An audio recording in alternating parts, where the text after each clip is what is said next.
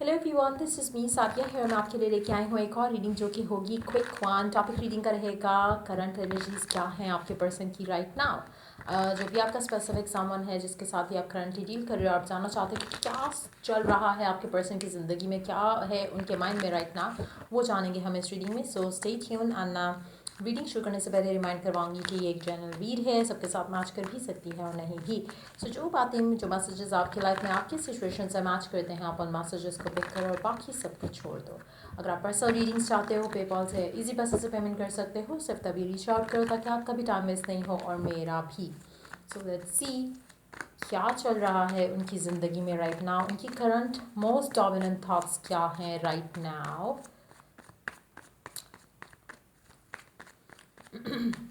Let's begin. Wheel of Fortune, the Hierophant, Three of Cups. मुझे लगता है कि इस इंसान की ज़िंदगी में बहुत कुछ करंटली जो है वो बदल रहा है और बहुत सारा कुछ हो रहा है इसकी ज़िंदगी में। इसकी ज़िंदगी में मुझे लग रहा है कि राइट नाउ जो भी उतार चढ़ाव इसकी ज़िंदगी में आ रहे हैं करंटली, उनसे ये अपने रब के बहुत ज़्यादा करीब है आजकल। और मुझे लग रहा है कि बहुत ज़्यादा दुआएं कर रहा होगा, बहुत ज़्यादा अपने आप को कनेक्टेड फील कर रहा होगा डिवाइन के साथ, क्योंकि इसको समहाउ लग रहा है कि जो मैसेजेस जो डिवाइन की तरफ से इसको रिसीव हो रहे थे, उनको रिसीव करते हुए, उनको अंडरस्टैंड करते हुए, उनको एक्सेप्ट करते हुए ये जो चाहता है इसको वो खुशी मिल सकती है। तो मुझे लगता है कि काफ़ी टाइम ये राइट ना मेरा ख्याल से अपनी अपनी ज़िंदगी जो इसने बिताई है अब तक, उसमें शायद ये नहीं कर पाया है। और मुझे लगता है कि अब ये बहुत ज़्यादा टाइम अपना आइसोलेशन में अपने रब के साथ, अपने अपने आप के साथ, अपने हायर सेल्फ के साथ स्पेंड कर रहा है, सोच रहा है, अंडरस्टैंड करने की कोशिश कर रहा है कि क्या चीज़ें इसको इस जगह पे लेकर आई हैं जहाँ पर इसकी ज़िंदगी में वो खुशी नहीं है जो वो चाहता है। और मुझे लगता है कि काफ़ी हद तक ये जब अपना टाइम स्पेंड करेगा, अपने डिवाइन पावर्स जो है वो यूज़ करेगा, तो मुझे लगता है ये इसको रास्ता दिखेगा जो ये चाहता है राइट ना, वो खुशी जो ये डिज़ायर करता है वो इसको मिलने के चांसेस हैं। And in direct we do have page of wands. मुझे लगता है कि बहुत ज़्यादा कोशिश कर रहा है आपका पर्सन अंडरस्टैंड करने की कि इसके साथ ऐसा क्यों हो रहा है, क्या इसने गलत किया है, क्या चीज़ें हैं जो इसको सही करने की ज़रूरत है। तो वो अंडरस्टैंडिंग जो है वो हो रही है आपके पर्सन को राइट ना, जो भी इसकी ज़िंदगी में करंटली चल रहा है उन चीज़ों को लेकर। Let's take one card for okay. मुझे लगता है कि फाइनली आपका पर्सन रेडी है वो मैसेजेस रिसीव करने के लिए जो कि शायद ये पहले इग्नोर कर रहा था फ्रॉम द डिवाइन, जो कि काफ़ी हद तक इसकी लव लाइफ से रिलेटेड है, चाहे वो आपके साथ है या ओवरऑल है, क्योंकि ये उसकी जनरल एनर्जीज़ हैं जो उसकी ज़िंदगी में राइट नाउ हो रहा है। सो मुझे लगता है कि बहुत ज़्यादा सोच रहा है, डिसीजन लेना चाह रहा है अपनी लव लाइफ को लेकर राइट नाउ आपका पर्सन, क्योंकि कहीं ना कहीं उसको इमोशनल फुलफिलमेंट चाहिए, उसको शादी वाली ज़िंदगी चाहिए या फिर कमिटमेंट वाली ज़िंदगी चाहिए जहाँ पे उसको पता हो कि ये पर्सन उसका है। सो मुझे लग रहा है कि राइट नाउ वो काफ़ी ज़्यादा अपना टाइम अपने रब के साथ इस चीज़ के ऊपर सोच कर लगा रहा है, जहाँ पर वो सोच सके, अंडरस्टैंड कर सके कि उसको क्या करना चाहिए गिवन सिचुएशन में, ताकि उसकी ज़िंदगी में वो जो चाहता है वो मिल सके लव लाइफ को लेकर। लेट्स सी कि आपको लेकर आपका पर्सन जो भी आपके जहन में है वो आपको लेकर क्या सोच रहा है, आपके साथ जो उसका कनेक्शन है उसको लेकर क्या सोच रहा है, उसके बारे में क्या सोच रहा है। Let's see.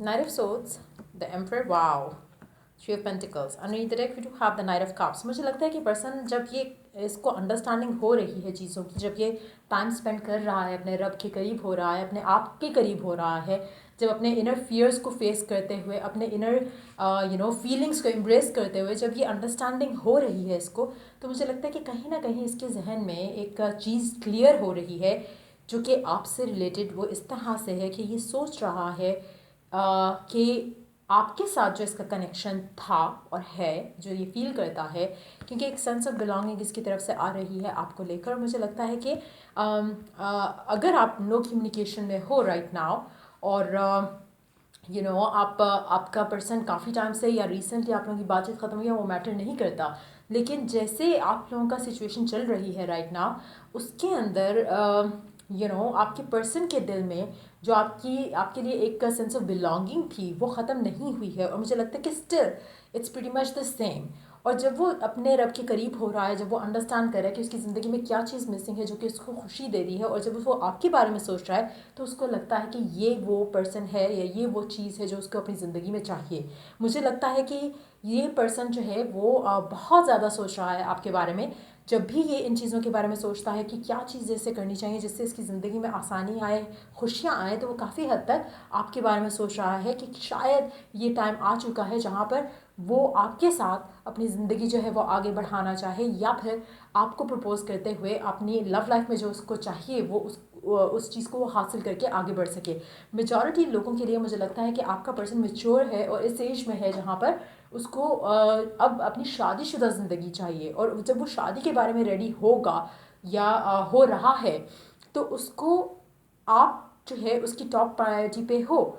शायद उसने सभी सारी लाइफ आपको इग्नोर किया हो, शायद उसने सारी लाइफ आपको फॉर ग्रांटेड लिया हो, लेकिन जब वो इस सिचुएशन में है जहाँ पे वो सोच पा रहा है कि उसके पास ऑप्शंस क्या क्या हैं, तो उसमें उसको लगता है कि आपसे बेहतर इंसान कोई और नहीं हो सकता। सो मुझे लग रहा है कि वो डेफिनेटली अप्रोच करने के बारे में सोच रहा है, रीच आउट करने के बारे में सोच रहा है। और स्पेशली अगर ये कभी भी कमिटमेंट के लिए, ये शादी के लिए रेडी नहीं था, तो ये पर्सन डेफिनेटली चेंज हो रहा है। क्योंकि कहीं ना कहीं अब ये जितना टाइम ये खुद के साथ, हो सकता है कि आपका पर्सन बहुत ज़्यादा बिजी हो सकता है कि इसलिए उसके पास कभी टाइम ना हुआ हो जहाँ पे वो सोच पाता, लेकिन कुछ ऐसा उसकी ज़िंदगी में हो रहा है। हो सकता है उसकी जॉब ख़त्म हुई हो या स्विच की हो सकता है कि उसकी पर्सनल लाइफ में रिस्पॉन्सिबिलिटीज जो थी वो ख़त्म हुई हो, कुछ ऐसा चेंज हुआ है उसकी ज़िंदगी में जिसकी वजह से उसके पास वो टाइम है जहाँ पर वो सोच सकता है, जहाँ पर वो अंडरस्टैंड कर सकता है कि क्या उसकी ज़िंदगी में मिसिंग है। हो सकता है कि उसने आसपास लोगों को देखा हो कि लोगों की लाइफ में सब कुछ कितना परफेक्ट है। फाइनेंशियली मुझे लगता है कि पर्सन काफ़ी स्टेबल होगा, लेकिन इमोशनली जो है वो एम्प्टी है। तो मुझे लगता है कि आपके बारे में डेफिनेटली सोच रहा है, और कहीं ना कहीं ये जो उसकी उसका टाइम है जो वो अपने रब के साथ गुजार रहा है, और जो अंडरस्टैंड कर रहा है, और जो पहले इग्नोर करता आया है डिवाइन मैसेजेस आपके लिए, या जो उसको हमेशा से गाइडेंस फील होती थी या इनर नोइंग फील होती थी आपको लेकर, मुझे लगता है कि फाइनली अब वो उन चीज़ों को अंडरस्टैंड करते हुए एक्सेप्ट कर रहा है, जो कि पहले शायद वो सोचना नहीं चाहता था, या फिर अगर सोचता भी था तो उसको सप्रेस कर जाता था, उसको अंडरस्टैंड करने की कोशिश नहीं करता था। तो मुझे लग रहा है कि वो सारा कुछ हो रहा है। आप लोगों की बातचीत नहीं हो रही, लेकिन आप उसकी ज़िंदगी का हिस्सा हो, आप उसके माइंड में हो, आप उसके माइंड में इस तरह से हो कि वो आपके बारे में ही सोच रहा है। सो मुझे लगता है कि इट्स अ ब्यूटीफुल एनर्जी। चाहे आप इन टच हो, और हो सकता है जब आप इन टच थे तो हो सकता है कि इस पर्सन ने कभी आपके बारे में इस तरह से सोचा ही नहीं हो।